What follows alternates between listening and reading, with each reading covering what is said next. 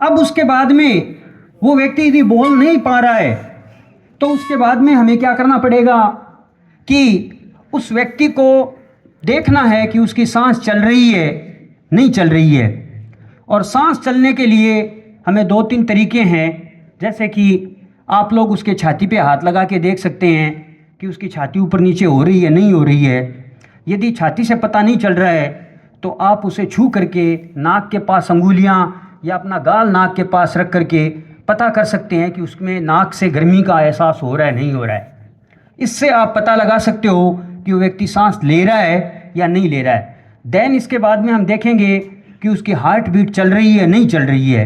Heart beat को पता करने के लिए सबसे अच्छा तरीका ये है कि उस व्यक्ति की गर्दन को थोड़ा सा पीछे करके, और आप ये किसी के साथ कर सकते हो, जो भी व्यक्ति, मान लीजिए कोई हार्ट अटैक आ गया है, कोई व्यक्ति मरणासन है, उसमें भी इस तरह के एक्सपेरिमेंट द्वारा आप आइडेंटिफाई कर सकते हो।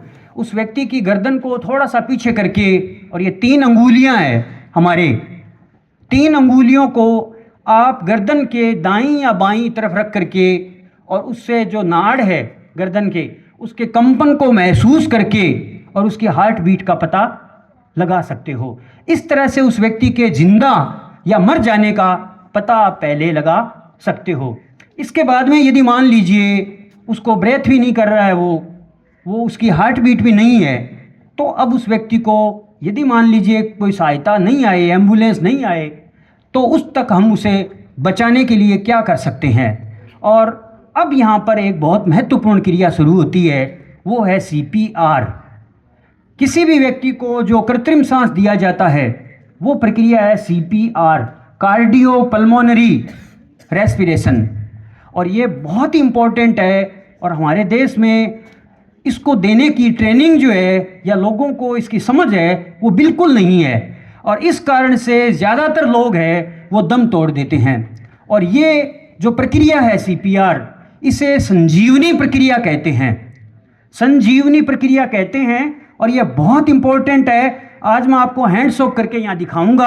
आप कभी भी अपने जीवन में कोई भी इस तरह का सीरियस व्यक्ति हो तो उसे कृत्रिम सांस दे करके और उसे कुछ समय के लिए, रुको भाई जी, हाँ करा, कुछ देर के लिए आप उसे घंटे 2 घंटे के लिए, जब तक वो हॉस्पिटल या प्रॉपर जगह नहीं पहुंच जाए, उसको हम जीवन देने का काम कर सकते हैं। और ये रोड एक्सीडेंट में और सामान्यतः जहाँ पर सीरियस कंडीशंस होती है वहाँ पर ये जो प्रक्रिया है वो बहुत ज़्यादा इंपॉर्टेंट होती है। एक बच्चा यहाँ पर आए, मैं इसको करके बता रहा हूँ।